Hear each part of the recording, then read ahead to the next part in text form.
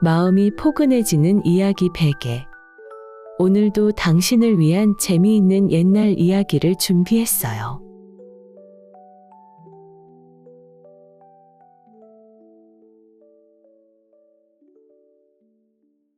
안녕하세요. 이야기 베개예요. 이번 한 주도 무탈하고 건강하시고 웃음이 함께하는 편안한 시간 되시길 바랄게요. 오늘도 구독자님들을 위한 재미있는 이야기 한 편을 준비했는데요. 그 이야기 지금 시작합니다. 주라나 씨 불쌍해서 어쩌나. 저 사람이 사위가 되면 주라나 씨는 영감탱이한테 시집 가는 것이자뇨. 아이고, 사위가 아니라 동서지간이라 해도 믿겠구먼. 왜 하필 골라도 저런 쭈그란 늙은 사내를 사위로 둔단 말인가. 근데 생각해보면 그거 신부자 어른 잘못 아닌가? 이제 주라나 씨가 늙은 남편 병수발하다가 늙어 죽겠구먼. 그 말을 듣자 신부자는 어렵게 말을 꺼냈어요. 나는 내 딸을 그대에게 줄 수 없소. 그러자 나이 먹은 사내가 눈썹을 치켜올리며 따졌어요. 아니, 그게 무슨 말씀이십니까? 약속은 지키셔야 되지 않습니까? 어서 따님을 주십시오. 자, 오늘은 잘 키운 외동딸 주란이를 거의 아버지와 동갑버린 사내에게 시집을 보내야 되는 이야기를 소개해 볼까 합니다. 오늘 이야기도 재미있게 들어주세요. 내 딸의 배필. 옛날 옛적 남이 집에서 머슴살이를 하며 살아가고 있는 순무라는 총각이 있었어요. 순무는 어릴 적 일찍이 부모를 여의고 오갈 데가 없어 마을어귀에서 울고 있었는데 때마침 그 마을에 살던 마음씨 좋은 어르신이 딱하게 여겨 근처 부잣집에 사정사정하여 살 곳을 마련해 주었어요. 그렇게 순무는 그 부잣집에서 무려 8년을 넘게 머슴살이를 하며 자라게 되었어요. 나이 어린 순무는 처음에는 마당 쓸기며 물깃기, 땔감 주워오기 같은 허드렛 일부터 시작했어요. 작은 몸으로 물동이를 이고 나르다가 넘어지기 일쑤였고 겨울이면 손끝이 터지도록 찬물에 걸레를 빨아야 했어요. 그 모습을 지켜보던 다른 하인들도 안쓰러워하며 저마다 한마디씩 했어요. 저 어린 것이 무슨 죄가 있다고 저리 고생을 하는지 참으로 딱하기 그지없구먼. 부모 잃은 게 저 아이 탓도 아닌데 이 어린 나이에 벌써부터 저리 뼈 빠지게 일을 해야 하니 원. 그래도 순하고 성실한 아이라 주인 댁에서도 함부로 대하지는 않는 것 같으니 그나마 다행이지요. 그렇게 하인들의 안타까운 눈길 속에서도 순무는 묵묵히 시키는 일을 해내며 자라났어요. 세월이 흘러 순무가 어엿한 청년이 되자 이제는 그 집에서 가장 힘든 농사일을 도맡아 하는 일꾼으로 성장하게 되었어요. 새벽같이 일어나 소를 끌고 논밭으로 나가 해가 뉘어언니엇 저물 때까지 부지런히 일했어요. 그러다 보니 어느새 순무는 그 부잣집에서 없어서는 안 될 최애고의 농사꾼으로 인정받게 되었어요. 순무는 속으로 이런 생각을 하곤 했어요. 내 비록 부모 없이 남의 집 머슴살이하며 자랐지만 이제는 이 집에서 나만큼 농사를 잘 짓는 사람이 없다. 이렇게 열심히 살다 보면 언젠가는 나도 내 논 하나쯤은 갖게 되겠지. 주인 댁어른도 순무를 볼 때마다 흡족한 얼굴로 칭찬을 아끼지 않았어요.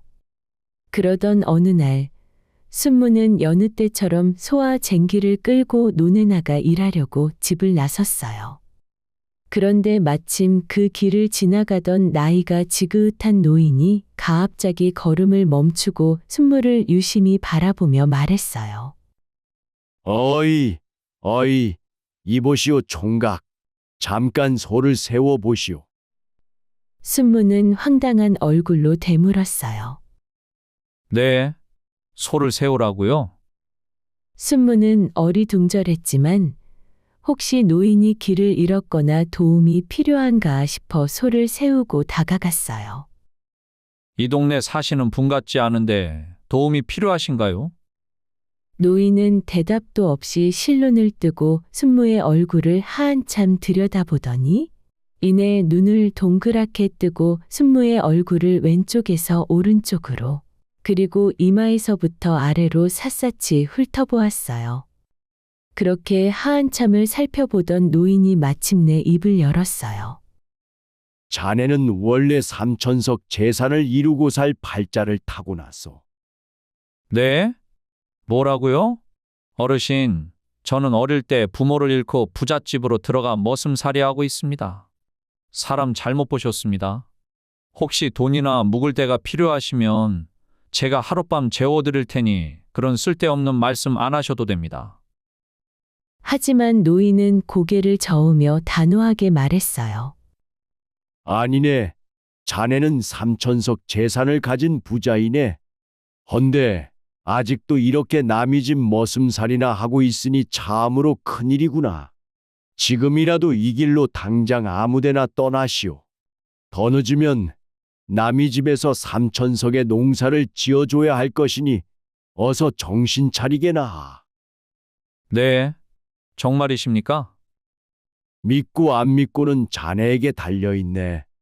허나 내 보기엔 자네는 이렇게 소를 끌고 갈 얼굴이 아니라 누가 끌어주는 말을 타야 하는 팔자이네. 어서 정신 차리시게나. 노인은 그렇게 말을 마치고는 더는 볼일 없다는 듯 유유히 뒷짐을 지고 길을 떠나버렸어요. 순무는 그 뒷모습이 멀어질 때까지 넋을 놓고 서 있다가 곰곰이 그 말을 곱씹기 시작했어요.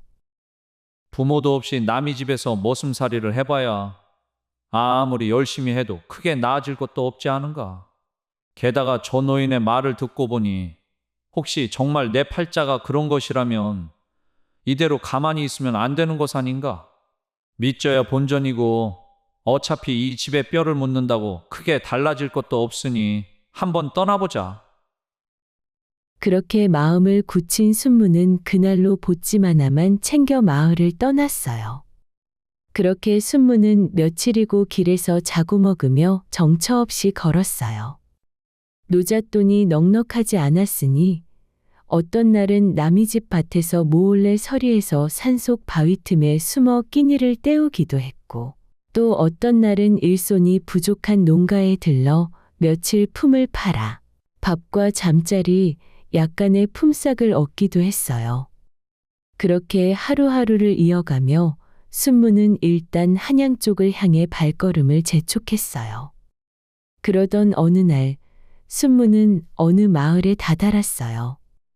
그런데 마을옥이 큰 대갓집 앞에 방이 하나 붙어 있고 그 앞에 사내들이 웅성웅성 모여 있는 광경이 눈에 들어왔어요. 순무는 고개를 갸웃하며 속으로 생각했어요. 거참 이상한 일이로구나. 저 집이 도대체 무엇을 하는 집이길래 저리 많은 사내들이 줄을 서서 기다리고 있는 것인가? 궁금한 마음이 일었지만 마침 날도 저물어 가고 있어 우선 어느 주막을 찾아가 하룻밤 묵어가기로 했어요. 주막에 들어서며 순무가 말했어요. 주모, 지나가는 나그네인데 하룻밤 묵어갈 수 있겠습니까? 아이고, 그럼요. 어서 들어오세요. 방 하나 내드릴 테니 편히 쉬시구려. 잠시 후 주모는 뜨끈한 국밥 한 그릇을 내오며 말했어요. 자, 시장하실 텐데 어서 드세요. 먼 길 오시느라 고생하셨겠습니다. 순무는 국밥을 한술 뜯어 말고 아까부터 궁금했던 것을 물었어요. 아, 주모, 그런데 이 마을 어느 대갓집 앞에 많은 사내들이 줄을 서 있던데 대체 무슨 일입니까? 그 집에서 일할 일꾼 뽑나요?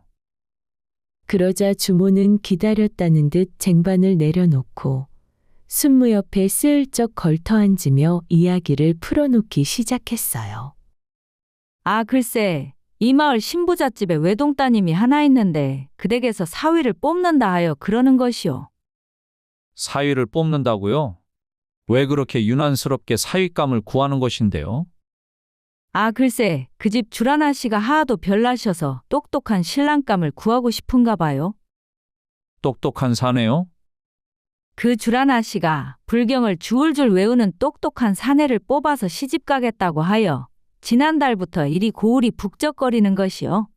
나도 덕분에 먼 고을에서 찾아오는 총각들한테 박 내어주고 밥 지어주면서 이렇게 돈 좀 만지며 재미를 보고 있다오. 순무는 그 이야기에 점점 흥미가 동해서 국밥 그릇을 옆으로 밀어두고 다시 물었어요. 헌데 신부자 어르신은 얼마나 돈이 많으시길래 이렇게 많은 사내들이 모인 건가요? 아이고, 말도 마세요.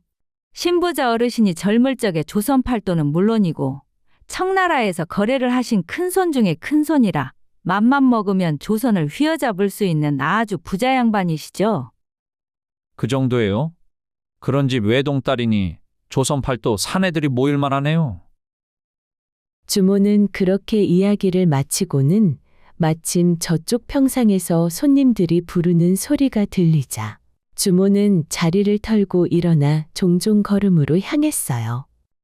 순무는 그 뒷모습을 바라보며 속으로 생각했어요. 그래, 이것이야말로 내가 정말 삼천석 부자가 될 팔자인지 아닌지를 시험해 볼 수 있는 결정적인 기회가 아니겠는가. 그 노인 말대로 내가 정말 큰 재물을 이룰 팔자라면 이런 기회가 어쩌면 나에게 쥐어질지도 모른다. 허나 내가 글도 모르는데 어찌 불경을 외운단 말인가. 일단 방법이 있을 것이니 좀 기다려보자. 순무는 그렇게 이러언저런 궁리를 했어요. 믿져야 본전이라는 생각과 그래도 뭔가 방도를 찾아봐야겠다는 마음으로 순무는 일단 며칠 더 이 고을에 머무르면서 어떻게든 방법을 찾아보기로 마음을 먹었어요. 한편 며칠째 신부잔의 대문 앞은 전국 각지에서 몰려든 신랑 까무보들로 그야말로 문전성시를 이루고 있었어요. 갓을 쓴 선비부터 보찜 장수 행색을 한 총각까지 저마다 사위가 되어보겠다며 불경을 중얼거리는 모습이 정말이지 자안관이었어요. 이 신부자는 본래 그저 평범한 상인 집안의 아들로 태어났어요. 아버지가 젊어서부터 장사소환이 남달라 제법 큰 돈을 모았고 그 돈으로 아들만큼은 남부럽지 않게 가르치고 싶어 글선생을 붙여주었어요. 그런 정성 덕분인지 신부자는 어려서부터 글재주가 남달라 웬만한 양반 집자제들 못지않게 학문이 뛰어났어요. 하지만 조선 땅에서는 아무리 돈이 많아도 상인이라는 신분 자체가 늘 천대받기 일쑤였어요. 몇몇 양반들은 비단옷을 입고 가는 신부자를 은근히 얕잡아 보며 이런 소리를 하며 지나가곤 했어요. 비단옷을 걸쳤다고 양반인가? 장사치 주제에 어디서 양반 흉내를 내려고 하는지 원. 돈은 좀 있는지 몰라도 근본이 천하니 어쩌겠는가? 아무리 글을 읽는다고 사람의 근본은 안 바뀌지. 그런 멸시 속에서도 신부자의 아버지는 아들을 더욱 열심히 글을 가르쳤고 신부자는 마침내 과거 초시에까지 합격하는 실력을 갖추게 되었어요. 하지만 신부자는 궐 안팎을 드나들며 권세를 부리는 사람들을 가까이서 지켜보다가 문득 깨달은 것이 하나 있었어요. 결국 저렇게 잘난 양반네들도 다 돈을 벌기 위해 벼슬자리에 목을 매는 것이 아니던가. 겉으로는 학문이니 충절이니 떠들어대지만 속내를 들여다보면 죄에다 대대손손 잘 살기 위한 수단일 뿐이구나. 잘난 양반 꼰세가들이 우리 같은 상인은 무시하면서 정작 상인들에게 돈을 달라고 저리 협박하듯 구걸하니 내 굳이 궐에 들어가서 권력을 가질 게 아니라 돈을 가져야겠구나. 언제 날아갈지 모르는 벼슬보다 흔들리지 않는 내 재물이 훨씬 낫겠다. 그렇게 마음을 굳힌 신부자는 그때부터 과거복시 지원을 아예 접어버리고 오로지 돈 버는 일에만 몰두하기 시작했어요. 몇 해가 지나자 신부자는 청나라를 오가며 큰 거래를 트는 거상으로 이름을 날리게 되었어요. 그렇게 신부자의 재물이 나날이 불어나니 이번에는 정승판서들이 앞다투어 신부자의 돈을 좀 얻어보려고 술자리를 마련하기 시작했어요. 어느 날 한 정승이 제법 고사항한 웃음을 지으며 신부자에게 말을 건넸어요. 이복의 신부자, 요즘 나란일에 이래저래 돈 들어갈 곳이 많아. 내 골치가 다 아프다네. 자네가 나를 좀 도와주면 어떻겠나? 이 정치라는 게 다 돈이 있어야 돌아가는 법이지 않은가? 자네가 나를 도와주는 것은 곧 이 나라 조선을 도와주는 것일세. 아, 그런가요?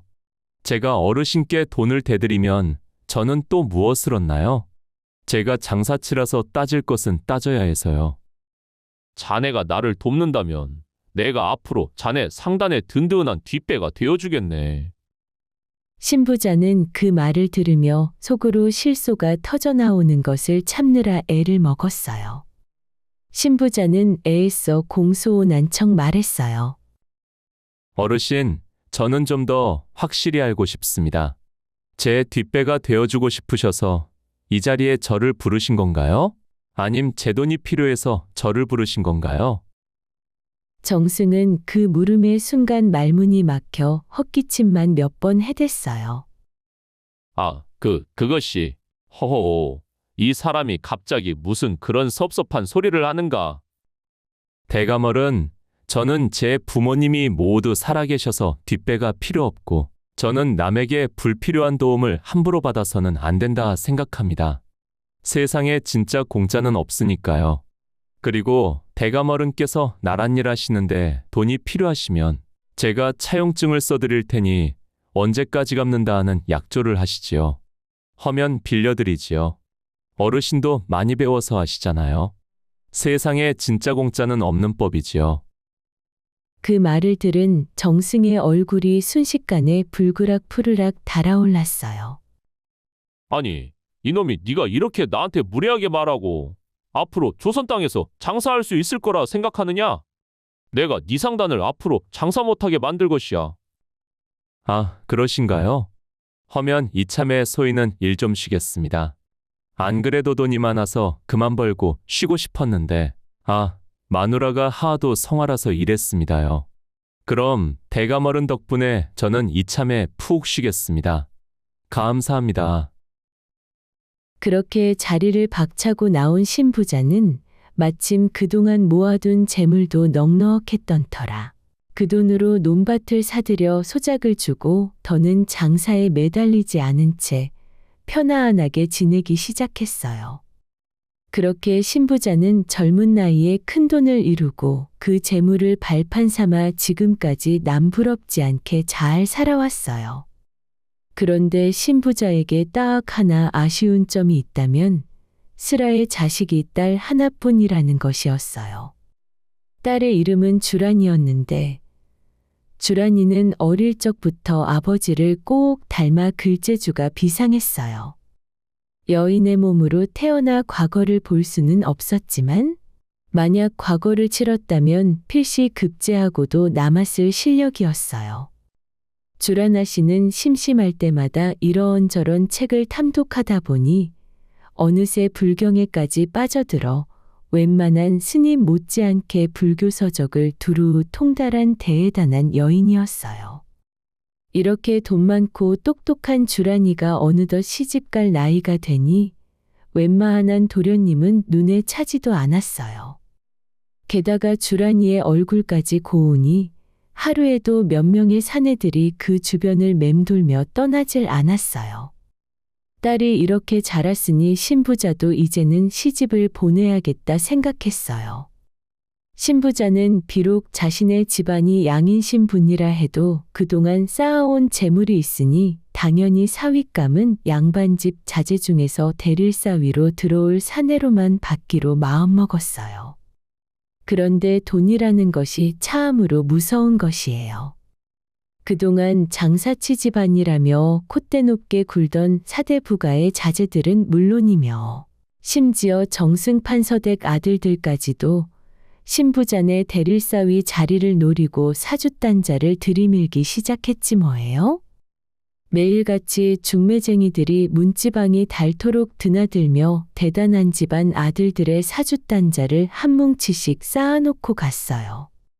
그날도 중매쟁이 마산댁이 새로 들어온 양반집 아들의 사주단자를 하나를 안고 신부자를 찾아왔어요. 아이고 나으리, 오늘도 좋은 혼처 자리가 들어왔지 뭡니까? 이번엔 판서댁 셋째 아드님인데 아주 훤칠하고 학문도 뛰어나답니다. 신부자는 그 사주단자를 받아들며 힘들어 엉하게 되물었어요. 마산댁, 이러다 우리 집 광에 사주단자만 쌓여서 곡식 넣을 자리가 없어지겠소. 아이고 나으리도 참 그만큼 따님이 인기가 좋다는 뜻 아니겠습니까? 어느 댁이든 하나만 골라 잡으시지요. 신부자는 양반댁 집안의 사주단자를 뒤적이며 속으로 생각했어요. 결국 권력은 돈에서 나오는 것이지. 돈이 사람을 행복하게는 못해도 돈이 없어서 불행할 일만은 없으니 이렇게 지체 높은 양반집에서 아들을 대릴사위로 주려는 게 아닌가. 그렇게 신부자는 기분 좋게 정승판서와 사대부 집안 자제들의 사주단자를 하나하나 펼쳐보며 마음에 드는 것에는 붓으로 큼지막하게 통이라 적고 별로인 사주단자에는 불통이라 적어가며 차근차근 정리해 나갔어요. 그러던 어느 날 주란이가 따뜻한 차 한 잔과 다식 몇 개를 들고 아버지 방으로 들어왔어요. 아버지, 딸은 저 하나인데 이렇게 많은 사내들의 사주단자를 받아서 뭐해요? 저는 아직 시집 가고 싶지 않으니 천천히 고르세요. 아버지가 부자라서 이렇게 후보가 많은 거니 저 몇 년만 이렇게 더 쉬다가 시집 갈게요. 애끼, 지금이야 괜찮아도 나중에 고르면 몇몇 없어서 급하게 대충 골라야 한다. 허니 고를 수 있을 때 고르자꾸나. 아버지 안 계시면 저는 신랑이랑 살아야 하는데 아버지가 고른 사위감으로 제가 행복하겠어요? 남편감 이왕이면 제가 고르면 안 될까요? 이제 돈이나 권력이 중요한 게 아니니 사람을 보고 골라야 되잖아요. 아, 그야 그렇긴 하지. 허면 너는 어떤 사내가 좋으냐? 저는 똑똑한 사람이 좋습니다. 제가 요즘 불경에 푹 빠졌어요. 그런 책을 깨우친 사람은 분명 훌륭한 사람이라 제가 평생 의지해도 될 것 같아요. 해서 저는 불경을 잘 독송하는 사람에게 시집 가고 싶어요. 불경을 잘 독송하는 사내? 신부자는 그 말에 잠시 어이가 없다는 듯 헛웃음을 지었어요. 시집갈 사내를 고르는 기준이 재물도 아니고 가문도 아닌 불경이라니 납득이 가지 않았어요. 하지만 이내 곰곰이 생각해보니 나름 일리가 있다는 생각이 들었어요. 우리 집안은 이미 재물이 차고 넘치니 굳이 돈 많은 사위를 드릴 필요는 없지. 오히려 불경까지 깨우칠 정도로 학문이 깊고 심지가 굳은 사내라면 우리 딸에게 함부로 대하지도 않을 것이고 괜한 욕심으로 이 재산을 탐하지도 않을 것이야. 그런 사내라면 오히려 이 많은 재산도 잘 지키고 관리해 줄 것이 아니겠는가. 딸아이 말이 영 틀린 말은 아니로구나. 그리하여 신부자는 대문 앞은 물론이고 마을어기 큰 느티나무 아래 주막 입고 장터 한복판 심지어 인근 고을까지 벽보를 붙였어요. 나 신부자가 대릴사위감을 구하오니 학식과 덕망을 겸비한 젊은 사내라면 누구든 지체 말고 찾아오시오. 벽보 앞에 사람들이 하나둘 모여들기 시작했어요. 한 선비가 벽보를 읽다가 입이 쩍 벌어지며 말했어요. 여보게, 이것 좀 보게나. 신부자 어른이 사위감을 구한다지 않는가? 뭐라? 그 신부자 어른이? 조선 팔도에서 논밭이 제일 많다는 그 신부자 어른 말인가? 그렇다네. 게다가 신부자 어른의 딸 주라나 씨 얼굴이 달덩이처럼 고우시네. 사위만 된다면 우리 힘들게 글 공부 안 하고 일 안 해도 된다네. 이런 기회는 반드시 잡아야 되네. 반드시 주라나 씨를 내 것으로 만들 것이야. 벽보 앞에 모인 글 좀 읽은 선비들은 앞으로 평생 신선처럼 살 수 있는 인생 일대의 기회에 한껏 들떠 있었어요. 그날 이후로 신부자집 앞은 그야말로 문전성시가 됐어요. 이른 아침부터 대문 앞에 줄이 늘어섰고 한낮이 되면 마당까지 선비들로 빼고 오기 들어찼어요. 어떤 선비는 갓을 바한 듯하게 쓰고 또 어떤 선비는 먼 길을 달려왔는지 신발이 다 닳고 큰 보찜을 메고 있었어요. 심지어 어떤 사람은 아직 수염도채 나지 않은 앳된 얼굴로 서 있기도 했어요.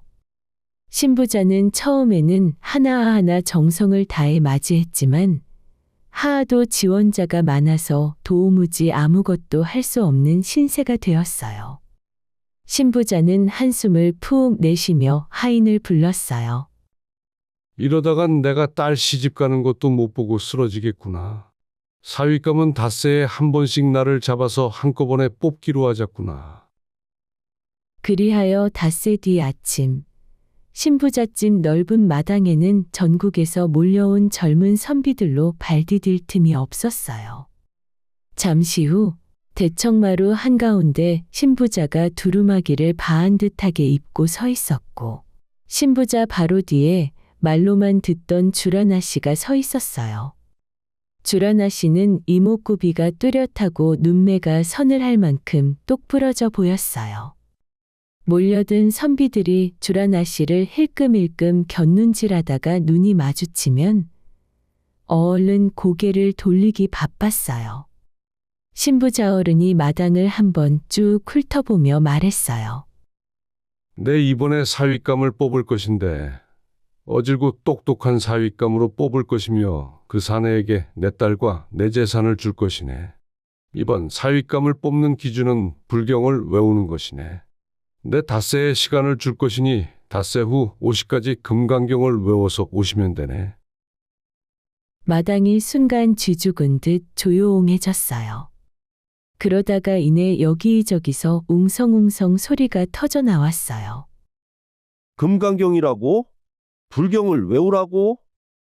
아니, 글 공부하는 선비한테 불경을 외우라니. 이게 무슨 경우인가? 나는 과거 시험에 나오는 서책은 외우지만 불경은 읽어보지도 않았는데. 선비들이 저마다 황당한 표정으로 옆 사람과 눈을 마주치며 수군댔어요. 그런데 바로 그 순간 언제 준비를 했냐는 듯 하인들이 마당 구석에서 나타나 선비들 한 명 한 명에게 금강경을 한 권씩을 나눠주기 시작하는 게 아니겠어요?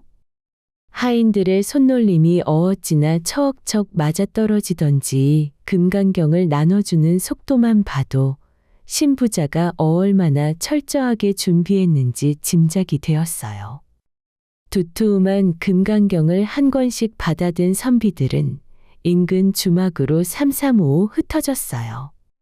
선비들은 밥 먹는 시간도 아깝고 뒷간 가는 시간도 아까운지 금강경을 펼쳐들고 달달 외우기 시작했어요. 정말이지 여기가 주막인지 절간인지 모를 지경이었지 뭐예요?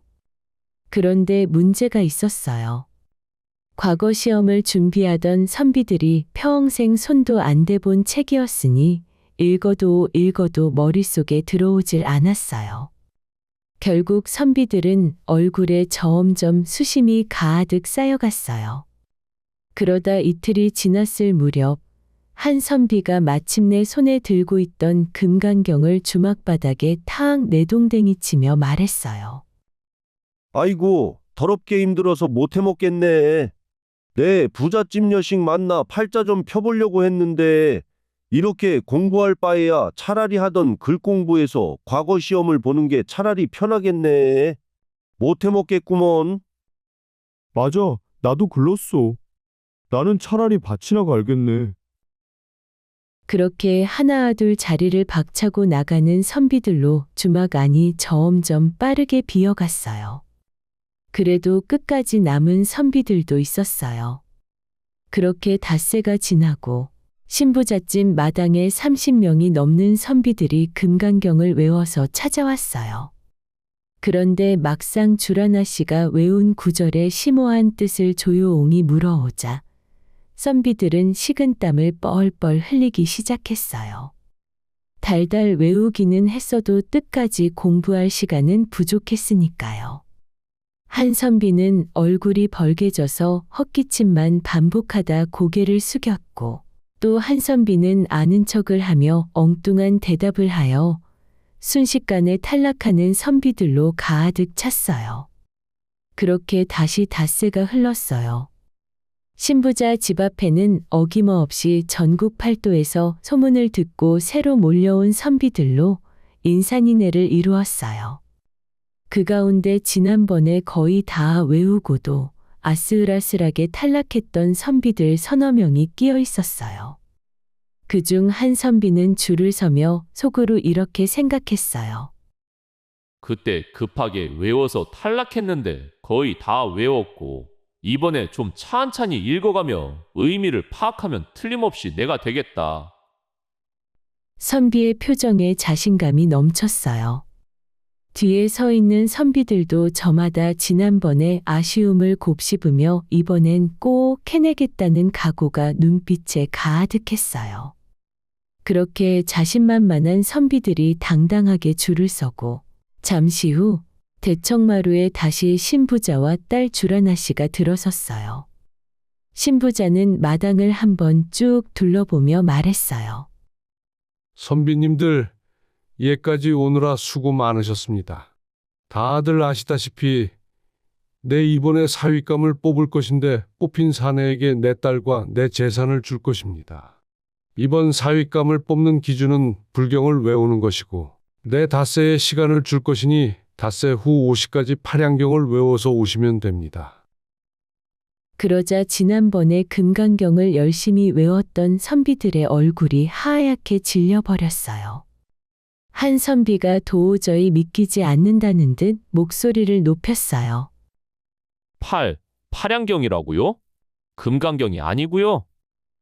신부자는 눈 하나 깜짝하지 않고 대답했어요. 그렇네. 뭐 문제 있나? 아니, 어르신, 지난번엔 금강경 아니었습니까? 왜 팔양경으로 바꾸셨나요? 공정하게 진행하기 위함이네.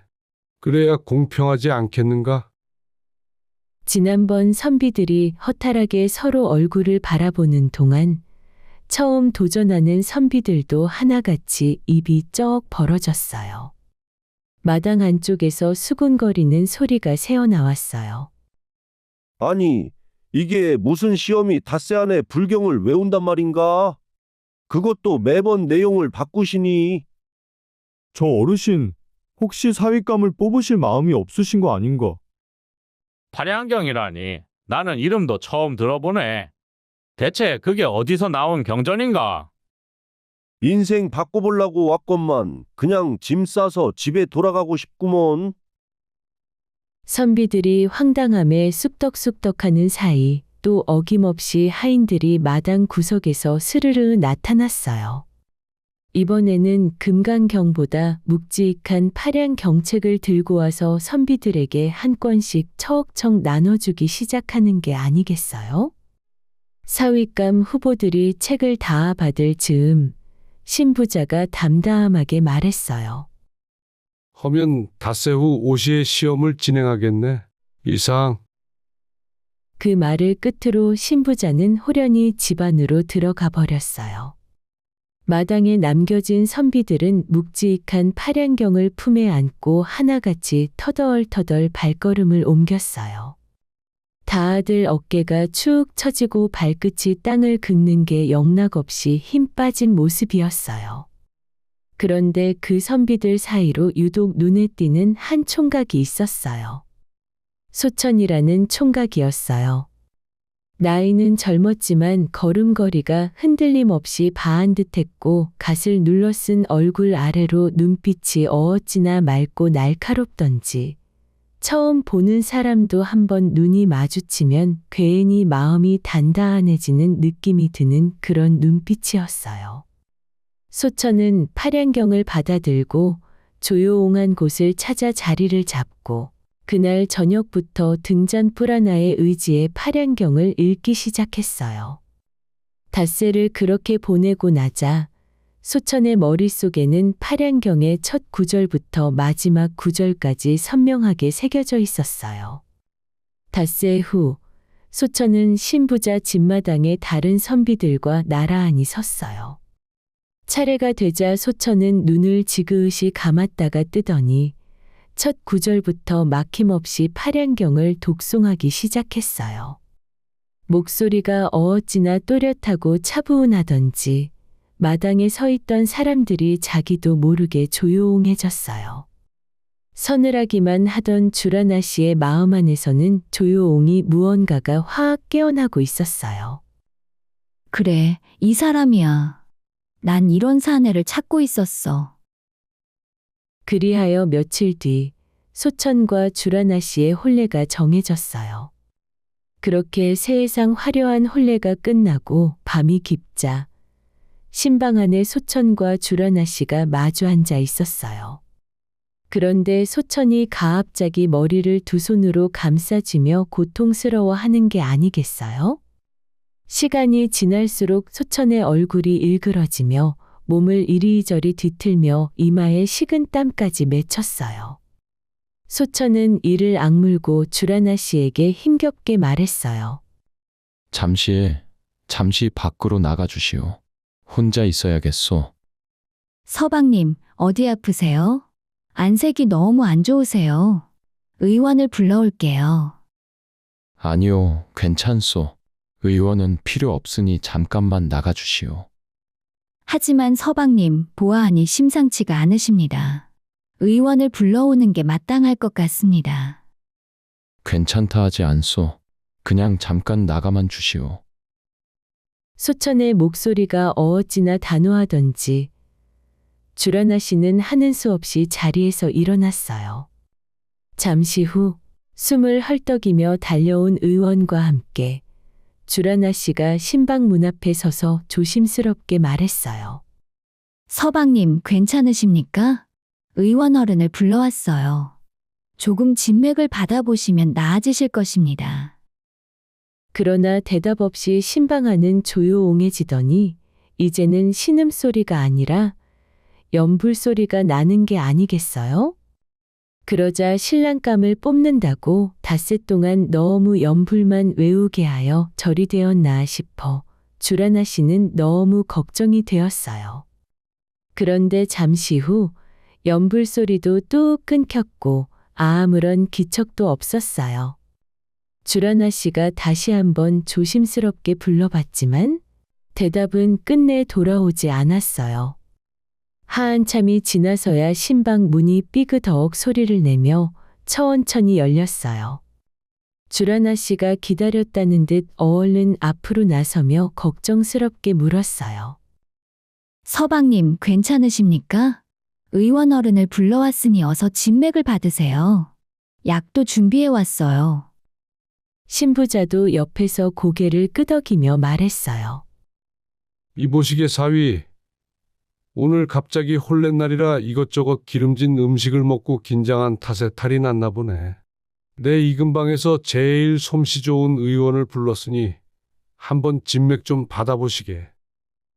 그런데 소천은 고개를 천천히 저었어요. 고맙습니다. 이제 다 괜찮습니다. 저는 이제 떠나겠습니다. 서방님 뭐라고요? 서방님, 오늘 혼례를 올렸는데 첫날 밤도 안 보내시고 어딜 가신단 말입니까? 사위, 우리가 뭐 실수한 것이라도 있는가? 이제 맞춰가며 사는 것이니 불편한 것이 있으면 말해주게. 내가 다 맞춰줄 것이니 방으로 들어가시게. 소천은 두 사람을 번갈아 보며 조용히 말했어요. 저는 원래 불가에 귀의했던 사람이었으나 아무리 공부해도 불경 속 깊은 뜻이 전혀 마음속에도 머릿속에도 들어오지 않았습니다. 오히려 속세의 것을 못 잊고 늘 방황했습니다. 그래서 결심하고 이렇게 속세를 나와 떠돌다 이 집에 지나가게 되었습니다. 그런데 오랜만에 아씨 덕분에 불경을 다시 외우다 보니 그 깊은 뜻이 몸에 하나하나 아로새겨지듯 들어왔습니다. 이제야 드디어 제가 불도를 조금 깨닫기 시작하는 것 같습니다. 저는 다시 산에 올라가서 부처님의 제자가 될 것입니다. 아니, 뭐라고요? 진짜 스님이 되시겠다고요? 안 됩니다, 서방님. 저는 못 보내드립니다. 소천은 흔들리지 않는 눈빛으로 주라나 씨를 바라보며 말했어요. 아씨, 이렇게 깨달음을 얻은 이상 저는 속세에서 살 수가 없습니다. 부디 저를 잡지 마세요. 저는 아무래도 제가 있던 곳으로 다시 돌아가야겠습니다. 그 말을 끝으로 소천은 바한듯하게 올려 쓴 사모와 홀레복을 조심스레 벗어내려 놓고 떠나려 했어요. 그때 주라나 씨가 기어이 눈물을 글썽이며 소천의 발목을 두 손으로 꽉 붙들었어요. 서방님, 그러면 사흘만요. 아니, 그럼 하루만 더 있다가 가세요. 이왕 이렇게 혼인한 거 한번 살아보고 가세요. 그래도 출가하고 싶으시면 그때 출가하세요. 하루가 열흘처럼 길게 느껴집니다. 저는 그저 빨리 가고 싶습니다. 결국 소천은 처음 입고 온 옷으로 갈아입고 작은 보따리 하나를 챙겨 들고 어둠 속으로 조용히 사라졌어요. 그리고 며칠이 지났어요. 신부자 집에는 언제 혼례가 있었냐는 듯 다시 사윗감을 뽑기 시작했어요. 하지만 이번에 대청마루 뒤에 서 있는 주라나 씨의 표정이 사뭇 달랐어요. 아직 소천에 대한 마음이 남아있어 그 허탈함이 이루 말할 수 없었어요. 그리고 주라나 씨에게는 한 가지 새로운 걱정이 생겨버렸어요. 이번에도 불경을 잘 외우고 뜻까지 꿰뚫는 사내를 뽑으면 또다시 깨달음을 얻고 산으로 가버리는 것이 아닐까? 주라나 씨는 마당에 늘어선 선비들을 바라보다가 살짝 한숨을 내쉬었어요. 그 와중에 불경을 못 외운 사내들이 줄줄이 탈락하는 가운데 맨 마지막 끝에 아주 묘한 사람이 하나 서 있었어요. 나이가 지긋한 사내였어요. 얼추 나이가 신부자와 비슷한 연배로 보였는데 머리는 까까머리를 기르다 만 것처럼 짧았고 얼굴에는 세월의 주름이 깊게 패여 있었어요. 이 사내는 사실 태어나자마자 절 앞에 버려진 사내였어요. 그러니 사내가 이날이때껏 자라면서 자연스럽게 접한 것이라곤 오직 불경뿐이라 불경을 외우는 것이 세상에서 제일 쉬운 사내였어요. 그런데 사내의 마음속에는 늘 갈증이 있었어요. 다른 스님들은 불도를 깨우치는 것이 소원이었지만 이 사내는 도무지 그런 마음이 생기질 않았어요. 오히려 사내는 번듯하게 가정을 이루고 따뜻한 밥상 앞에 앉아 마누라가 차려준 된장찌개를 먹는 것이 평생의 소원이었어요. 그렇다고 저를 박차고 나가 다른 일을 할 수 있는 것도 아니었어요. 농사 짓는 법도 몰랐고 장사하는 법도 몰랐어요. 결국 사내는 스님 생활을 본의 아니게 직업으로 한 것이었어요. 그러던 어느 날이었어요. 탁발을 나갔다가 마을어귀 담벼락에 붙은 벽보 하나를 발견한 사내는 속으로 외쳤어요. 이게 바로 내 천운이구나. 세상에 불경을 외우면 사윗감으로 뽑아준다고. 조선 팔도에서 나만큼 불경을 줄줄 꿰는 사람이 어디 있단 말이냐. 평생을 절간에서 연불만 했으니 이 재주 하나만큼은 당해낼 자가 없지. 드디어 내 차례가 왔구나. 따뜻한 밥상에 마누라의 번듯한 집까지. 아이고, 부처님 감사합니다. 사내는 그날로 바로 신부잣집 쪽으로 향했어요. 다시 닷새가 지난 어느 날이었어요. 사내는 줄 맨 끝에 서서 차례를 기다렸어요. 드디어 차례가 오자 사내는 어릴 때부터 수백 번도 더 외워온 불경을 막힘없이 외워버리는 것이 아니겠어요? 주라나 씨가 깊은 뜻도 물어봤지만 사내에게는 식은 죽 먹기였어요. 그야말로 완벽했어요. 그런데 그 모습을 지켜보던 신부자의 얼굴이 점점 굳어갔어요. 저 늙은 사람이 신부자의 사위가 된다고요? 신부자와 주라나 씨는 불경을 잘 외우는 젊고 영특한 사위를 원했던 것인데 이렇게까지 나이가 상관없는 건 아니었어요. 그러자 마당 한쪽에서 구경하던 마을 사람들도 수군거리기 시작했어요. 주라나 씨 불쌍해서 어쩌나. 저 사람이 사위가 되면 주라나 씨는 영감탱이한테 시집 가는 것이자뇨. 아이고, 사위가 아니라 동서지간이라 해도 믿겠구먼. 근데 생각해보면 이거 신부자 어른 잘못 아닌가? 처음부터 나이 제한을 뒀어야지. 불경을 잘 외우는 사람으로 뽑으려니 이런 일이 생기지. 늙은 땡중에게 시집가게 생겼구먼. 결국 신부자는 어렵게 말을 꺼냈어요. 나는 내 딸을 출가하지 않는 사내에게 보낼 것이라. 이미 속세를 떠난 사내에게 내 딸을 줄 수 없소. 사내가 눈썹을 치켜올리며 물었어요. 아니, 그게 무슨 말씀이십니까? 약속은 지키셔야 되지 않습니까? 어서 따님을 주십시오. 그대는 이미 출가한 중이니 불경을 잘 외우는 것이라 공평하지 않네. 다른 사내들은 출가하지 않은 상태에서 외우는 것과 차원이 다르네. 하면 제가 어떻게 해야 공평하다 하실 겁니까? 신부자는 속으로 머리를 마구 굴렸어요. 조금만 지체했다간 딸을 저 사내에게 넘겨야 할 판이었거든요. 그때 누구보다 다급했던 주라나 씨가 조용히 한 발짝 앞으로 나서며 말했어요. 그대는 지와 덕을 갖춘 사네요. 내 남편감이 되기에 충분한 자질이요. 허나 채를 봐야 될 것 같소. 지덕체는 하나로 연결되어 있는 법. 그대는 채까지 완벽하다는 것을 증명하시오. 나의 아버지를 업고 앞산을 올라갈 수 있다면 나는 그대를 내 지아비로 받아들일 것이요. 뭐라고요? 마당에 잠깐 침묵이 흘렀어요. 마을 사람들은 입을 틀어막고 웃음을 참느라 어깨가 들썩였어요.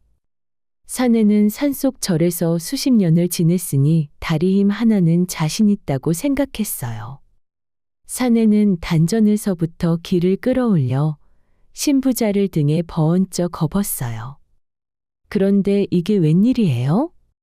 첫 발을 내딛자마자 무릎이 욱신거리는 게 아니겠어요? 사내는 산속에서 수행만 하다 보니 자신이 이렇게 빨리 늙어서 힘이 빠진지 이제야 깨달았어요. 첫 번째 발은 가한신이 뛰었는데 두 번째 발을 옮기자마자 다리가 부르르 떨렸어요.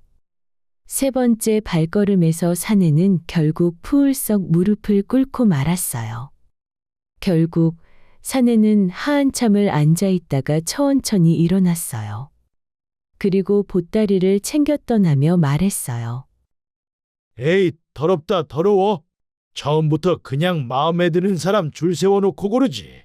뭐하러 불경을 외우라고 사람 귀찮게 하는 것이야. 괜히 늙음아하게 사람 체면만 깎였구나. 에이, 잘 먹고 잘 살아라. 그날 밤 위기를 가한신이 넘긴 신부자와 주라나 씨는 사랑방에 마주 앉아 따뜻한 차를 한 잔씩 손에 들었는데 두 사람의 표정만큼은 영 편치 않았어요. 신부자가 찻잔을 내려놓으며 한숨을 섞어 말했어요. 주라나, 불경으로 사위감을 뽑는 건 무리가 있겠구나. 잘 고르면 아주 좋은데 아니면 저렇게 늙은 땡중이 올 수도 있을 것 같다. 이 방법은 무리가 있구나. 방법을 바꾸자. 네, 아버지, 맞는 말씀이세요. 제가 똑똑하고 현명한 사내를 얻으려고 한 것이지, 저렇게 할아버지 뻘 사내도 상관없다는 의미는 아니었어요. 반드시 젊어야 해요. 이참에 차라리 힘이 좋고 체력 좋은 사내를 고르시지요. 건강한 사내는 정신도 건강해서 착하잖아요. 그래, 그러자꾸나. 다음 날 아침이 밝기 무섭게 하인들이 다시 부지런히 마을 곳곳으로 흩어졌어요. 그리고 새로운 벽보가 떡하니 붙여졌어요. 이번 벽보의 문구는 이러했어요. 지, 덕, 체는 하나로 연결되어 있는 법이요. 몸이 건강하고 기운이 센 사내야말로 바른 정신과 어진 마음을 품을 수 있는 법이니 체력과 기운이 좋은 젊은 사내를 신부자의 사윗감으로 뽑겠소. 자신 있는 사내라면 지체 말고 찾아오시오. 이 벽보가 붙자마자 동네 분위기가 사뭇 달라졌어요. 며칠 전까지 불경책을 들고 달달 외우던 글 읽는 선비들은 슬그머니 뒷걸음질을 쳤고 대신 어깨가 떡 벌어진 장정들이 벽보 앞에 몰려들기 시작했어요. 그 벽보를 본 사람들 가운데 순무라는 총각이 있었어요. 순무는 불경으로 사윗감을 뽑는다는 소문을 들었을 때는 아예 엄두도 못 내고 포기했던 터였는데 이번엔 힘으로 뽑는다고 하자 순무는 혼잣말을 했어요. 이번엔 나의 차례다. 불경이야 평생 못 외우지만 몸 하나는 자신 있지. 드디어 나의 때가 왔구나. 순무는 어깨를 으쓱하며 신이 나서 발걸음을 옮겼어요. 드디어 사윗감을 뽑는 날이 다가왔어요. 신부자는 집마당에 줄지어 선 사내들을 천천히 훑어보니 이번엔 단 한 명도 나이든 사내가 보이지 않았어요. 다들 혈기 넘치는 젊은 장정들이었어요. 신부자는 안도하며 자신있게 말했어요. 자자, 지덕체는 하나로 연결되어 있소이다. 나를 업고 저 산을 뛰어서 단번에 올라가는 사내에게 내 딸 주란이를 주겠네. 단 한 번도 쉬지 않아야 하네. 마당에 모인 사내들이 서로 눈을 마주치며 어깨에 힘을 잔뜩 주었어요. 첫 번째 사내가 신부자를 번쩍 업고 산길로 들어섰어요. 처음에는 기세 좋게 성큼성큼 올라가는가 싶더니 얼마 못 가 무릎이 흔들리며 픽 주저앉고 말았어요. 두 번째 사내도 마찬가지였어요. 세 번째 사내는 조금 더 올라갔지만 산 중턱쯤 이르자 사내의 얼굴이 온통 붉게 달아올랐어요. 이마에서는 땀이 줄줄 흘러내렸고 더는 참을 수 없었는지 그만 후우하고 크게 숨을 내뱉으며 살짝 쉬고 말았어요. 신부자는 사내의 등 위에서 말했어요. 안 되겠구나, 불통. 사내는 고개를 푹 숙이고 터덜터덜 하산해야만 했어요. 그렇게 불통이 계속 이어졌어요. 그나마 젖먹던 힘까지 쥐어짜는 어떤 사내는 정상이 코앞인 바하로 아래까지 올라갔어요. 숨이 턱 밑까지 차올랐지만 이를 악물고 버티던 사내는 결국 자기도 모르게 후우 하고 숨을 크게 내쉬어 버렸어요. 그 모습을 지켜보던 순무는 속이 점점 타들어갔어요. 나는 저 정도로 힘이 좋지 않은데 나는 절반도 못 가고 떨어질 것 같은데 이를 어쩌지? 순무는 가슴이 두근두근했어요.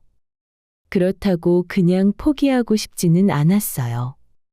일단 머리를 굴려야 했어요. 순무는 자기 앞에 줄을 선 사내들을 슬쩍 손짓으로 먼저 가라 양보하며 계속 맨 뒤로 물러섰어요. 이렇게 양보하는 사이 순무는 산을 유심히 올려다보며 머릿속으로 뭔가를 궁리하고 있었어요. 숨을 어디서 어떻게 고르느냐가 관건일 것 같았어요. 그렇게 해가 뉘어 엇뉘엇 기울 무렵이 됐어요. 하나 둘 탈락하던 사내들이 어느새 다 사라지고 산입구에는 신부자 어른과 주라나 씨 그리고 순무 딱 세 사람만 남아 있었어요. 주라나 씨는 마지막으로 남은 순무를 가만히 바라봤어요. 어깨가 딱 벌어진 것도 아니고 팔뚝이 울룩불룩한 것도 아니었고 그저 평범한 인상의 총각이었어요. 주라나 씨는 속으로 생각했어요. 힘은 그닥 세 보이지 않는데 아버지를 업고 산에 오르겠다고? 그러다 반도 못 가서 그냥 떨어지겠네. 그래도 얼굴은 반듯하게 생겼네. 저렇게 적당하게 반듯하게 생긴 사내가 내 난군이었으면 얼마나 좋을까? 주라나 씨는 자기도 모르게 그런 생각을 하다가 살짝 뺨이 달아오르는 것 같아서 얼른 시선을 딴 데로 돌렸어요. 그때 신부자가 말했어요. 자, 해도 지려하니 어서 나를 업고 이 산을 오르시게나. 나도 저녁밥 먹어야 하니 어서 하시게. 내 사윗감 고르려고 매일 강행군이라 힘이 드는구먼. 예, 어르신, 어서 제 등에 업히시지요. 순무는 신부자를 등에 업고 산길로 들어섰어요. 그런데 앞서간 사내들과는 사뭇 달랐어요. 길을 쓰며 뛰지도 않고 그렇다고 느릿느릿 걷지도 않으면서 걷는 듯 뛰는 게 아니겠어요? 신부자 어른은 등에 업힌 채 속으로 생각했어요. 이 총각은 다른 총각들에 비해 그리 건장하지 않으니 이렇게 몇 걸음 걷다가 결국 그만두겠지. 그래서 별기대 없이 그냥 엎여 있었어요. 그런데 순무는 걸음을 멈추지 않았어요. 묵묵히 걷고 또 걸었어요. 한참을 오르다 숨이 제법 가빠지자 순무가 말했어요. 어르신, 앞서 사내들이 어느 구간쯤 힘들어했나요? 저도 그때쯤 마음의 준비를 좀 하려고 합니다요. 신부자가 산길을 내다보며 말했어요. 아, 거의 다 왔네. 대부분 저기 앞에서 힘들어서 숨을 몰아쉬며 쉬었네. 그래서 불통이었지. 어디요? 저기요? 저기 소나무 있는데요. 아, 맞네. 저기가 숨이 딸깍딸깍 넘어가는 딸깍 구간이네. 아, 그렇구나. 저도 숨이 딸깍딸깍해지네요.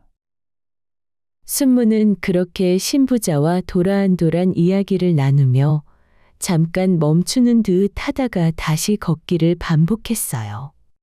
신부자는 이야기에 정신이 팔려서 순무가 몰래 쉬는 것을 눈치채지 못했어요. 그렇게 어느새 첫 번째 딸깍 구간이라던 소나무를 지나 산중턱을 후울적 넘어가고 있었어요. 순무가 다시 물었어요. 어르신, 허면 딸깍 구간 넘어간 사내들은 어디에서 힘들어하나요? 저기 바위쯤에서 힘들어하네. 바위요? 어느 바위요? 여기 죄다 바위인데 어느 바위 말씀이신가요? 그러자 신부자는 순무 등에서 살며시 내려서더니 산길 한쪽으로 걸어가 손가락으로 바위 하나를 콕 짚으며 말했어요. 이 바위네. 여기가 두 번째 딸깍 구간이네. 순무는 그 틈에 숨을 한껏 들이마셨어요. 등짝에 맺혔던 땀이 산바람에 식으니 이렇게 좋을 수가 없었어요. 잠시 후 순무가 몸을 다시 낮추며 말했어요. 아, 그렇구나. 여기가 두 번째 딸깍 구간이군요. 알겠습니다, 어르신. 어서 업히세요. 신부자는 다시 순무 등에 올랐어요. 두 사람은 또 이야기를 나누며 산길을 올랐어요. 순무가 엉뚱한 말로 웃기기도 하고 신부자는 젊은 시절 이야기를 꺼내기도 하면서 마치 부자지간처럼 도란도란 시간을 보냈어요. 그렇게 이야기가 무르익을 무렵 어느새 두 사람 앞에 산 정상이 펼쳐졌어요. 저 멀리 마을이 한눈에 내려다 보이는 탁 트인 풍경이었어요. 신부자는 순무 등에서 내리며 잠시 어안이 벙벙했어요. 이야기를 하다 보니 어느새 정상에 올라와 있는 게 아니겠어요? 신부자가 내려다보니 주라나 씨가 산 아래에서 두 사람을 올려다보고 있었어요. 그런데 주라나 씨의 표정이 영 실망한 얼굴이 아니었어요. 신부자는 그 표정을 보고 속으로 생각했어요. 주란이가 이 총각을 아주 싫어하는 얼굴이 아니구나. 신부자는 산을 내려오는 길에 속으로 이런저런 생각을 했어요. 사윗감이 너무 잘나도 골치 아프고 못나도 골치 아픈 법인데 이 순무라는 총각은 참 적당하게 착하고 넘치지도 모자라지도 않구나. 체력이 기가 막히게 좋은 건 아니지만 나를 업고 산에 오를 정도면 충분하지. 이만한 사위가 어디 있겠어? 그리고 이야기 나눌 때 보니 꼭 아들 같아서 좋구먼. 주라나 씨도 마음속으로는 기가 막히게 똑똑한 것도 아니고 천하장사인 것도 아니지만 순무의 꾸밈 없는 모습이 주라나 씨의 마음을 편하게 했어요. 넘치지도 모자라지도 않는 매력이라고나 할까요? 주라나 씨는 내려오는 순무 총각을 보며 살짝 미소를 지었어요. 그리하여 며칠 뒤 신부잣집 마당에는 오랜만에 환한 웃음소리가 가득 찼어요. 사모관대를 바한 듯하게 차려입은 순무총각이 혼례상 앞에 서니 더 이상 늦지 않게 천석부자의 팔자를 놓치지 않아 안도의 미소를 지었어요. 이제는 돈 걱정 없이 배불리 먹고 자신을 친아들처럼 챙겨주는 장인어른과 야무지고 따뜻한 부인 주라나 씨와 함께 행복하게 살면 되니까요. 넘치지도 모자라지도 않게 딱 제목만큼 성실하게 살아온 순무는 신부잣집에서 가족들을 살뜰히 챙기며 오래오래 잘 살았다고 합니다.